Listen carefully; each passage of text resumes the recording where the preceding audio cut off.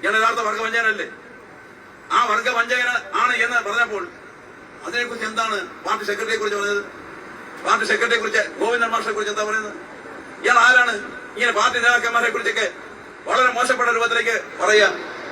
ഇതൊരു ദൗർബല്യമായി കാണരുത്, ദൗർബല്യമായി കാണരുത്. ഇതുമാതിരിയുള്ള കാര്യങ്ങൾ പറഞ്ഞ നാഷ്മ നടന്ന ഈ അമ്പലപ്പുഴയുടെ പാരമ്പര്യം നിങ്ങൾക്ക് അറിയാമല്ലോ. അങ്ങനെയൊക്കെ വന്നു കഴിഞ്ഞാൽ അമ്പലപ്പുഴ MLA ആണ് എന്തോന്നൊന്നും ആരും നോക്കത്തില്ല. അവര് ആൾക്കാർ കയറി എന്തെങ്കിലും ചെയ്തു കഴിഞ്ഞാൽ പിന്നെ ഒന്നും പറയാൻ പറ്റത്തില്ല. ഇതുമാതിരി വളരെ മോശപ്പെട്ട രൂപത്തിലേക്കുള്ള സമീപനം സ്വീകരിച്ചുകൊണ്ടിരിക്കുകയാണ്. MLA എന്ന രൂപത്തിൽ അദ്ദേഹം പ്രവർത്തിക്കുന്നുണ്ട്. ഇവിടെ ആരും തടസ്സമല്ല പ്രവർത്തിക്കുക. MLA ജനങ്ങൾ ജയിപ്പിച്ചല്ലേ MLA എന്ന രൂപത്തിൽ പ്രവർത്തനം നടത്താം. MLAയുടെ പ്രവർത്തനം ഇതാണോ? MLAയുടെ പ്രവർത്തനം ഈ നാടിന്റെ വികസന പ്രവർത്തനങ്ങൾ, ക്ഷേമ പ്രവർത്തനങ്ങൾ, പാവപ്പെട്ട ജനങ്ങൾക്ക് വേണ്ടിയിട്ടുള്ള നിയമനിർമ്മാണം നടത്താൻ വേണ്ട പ്രവർത്തനങ്ങൾ ഇതെല്ലാം നടത്തുകയല്ലേ MLAയുടെ പ്രവർത്തനം.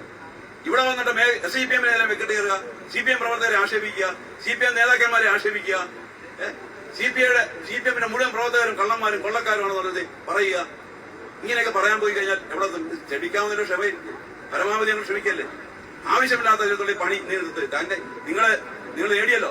നിങ്ങൾ ഞങ്ങളെ തള്ളി പറഞ്ഞ് അവിടെ പോയി BJPയുടെ വോട്ട് 30 മണ്ഡലങ്ങളിൽ BJP വോട്ട് ചെയ്തിട്ടാണല്ലോ UDF ജയിച്ചത്. ആ 30 മണ്ഡലങ്ങളിൽ ഒരു മണ്ഡലം അമ്പലപ്പുഴ മണ്ഡലമാണ്.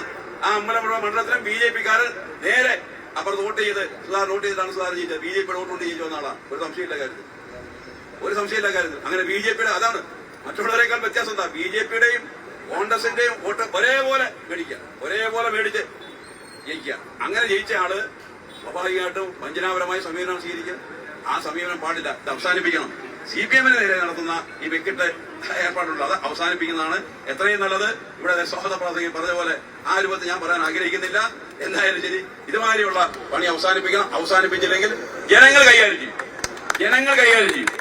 ജനങ്ങളും ക്ഷമിക്കുന്നതിന് ഒരു പരിധിയുണ്ടല്ലോ. പരമാവധി ക്ഷമിക്കും. ആ ക്ഷമിക്കുന്നതിൽ ഒരു അതിലുണ്ട്. അത് കഴിഞ്ഞാൽ പിന്നെ നിയന്ത്രണം വിട്ടുപോകും. ആര് നിയന്ത്രിച്ചാൽ നിയന്ത്രണം വിട്ടുപോകും. അതൊക്കെ സംഭവിക്കും. അതിലേക്ക് സാഹചര്യം ഒരുക്കാതെ മര്യാദയ്ക്ക് രാഷ്ട്രീയ പ്രവർത്തനം നടത്തുക, മര്യാദയ്ക്ക് MLA പ്രവർത്തനം നടത്തുക. യാതൊരു പ്രശ്നമില്ല. അതിനൊന്നും തടസ്സം ഞങ്ങളാരും നിൽക്കുന്നില്ല. ജനങ്ങൾ തീരുമാനിച്ചല്ലേ അതനുസരിച്ച് ചെയ്തോളുക. ഞങ്ങൾക്ക് തെരഞ്ഞെടുപ്പിൽ പരാജയം ഉണ്ടായിട്ടുണ്ട്, ഞങ്ങൾക്ക് തിരിച്ചടി ഉണ്ടായിട്ടുണ്ട്. ആ തിരിച്ചടി എന്തുകൊണ്ട് ഉണ്ടായി എന്നുള്ളതിനെ കുറിച്ച് ഞങ്ങൾ ഗൗരവമായി പരിശോധിച്ച് ഞങ്ങൾ തിരുത്തി കമ്മ്യൂണിസ്റ്റ് പ്രസ്ഥാനം 10 മടങ്ങ് ശക്തിയോടുകൂടി അതിവേഗം തിരിച്ചു വരുമെന്നുള്ള കാര്യത്തിൽ തർക്കം വേണ്ട. നിങ്ങളെപ്പോലുള്ള ഏതാനും ആൾക്കാർ തീരുമാനിച്ചാൽ ഒന്ന് തകർക്കാൻ കഴിയുന്ന പ്രസ്ഥാനമല്ല. അതുകൊണ്ട് ഈ പണി അവസാനിപ്പിക്കണം. ഈ അധ്യാപകരുടെ മേലെടുത്ത കള്ളക്കേസ്, ആ കള്ളക്കേസ് പിൻവലിക്കണമെന്ന് നിങ്ങൾ തന്നെ ആവശ്യപ്പെടണം.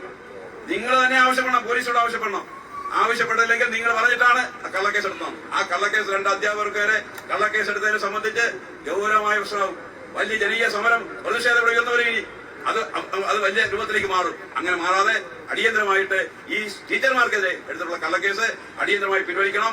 CPMന്റെ പ്രവർത്തകരെ ഇങ്ങനെ ആളെ കൂട്ടിക്കൊണ്ടുവന്ന് ആക്രമിക്കാമെന്നും കീഴ്പ്പെടുത്താമെന്നും എന്ന് കരുതരുത്. അങ്ങനെ കരുതുന്നുണ്ടെങ്കിൽ ആരെങ്കിലും കോൺഗ്രസ്സുകാരനെ കൂട്ടുവന്നു കഴിഞ്ഞാൽ എന്തായിരിക്കും അനുഭവം എന്നുള്ളത് കോൺഗ്രസ്സുകാരൻ ഇപ്പൊ മനസ്സിലായിട്ടുണ്ടാകും. ആ പണിയായിട്ട് ഇനി മേലെ കോൺഗ്രസ്സുകാരും പോകരുതെന്ന് വിനീപൂർവ്വം അഭ്യർത്ഥിച്ചുകൊണ്ട് ഈ പ്രതിഷേധത്തിൽ വന്ന മുഴുവൻ സഖാക്കളെയും ഉഷ്ണമായി അഭിവാദ്യം ചെയ്തുകൊണ്ട് ഞാൻ വാക്ക്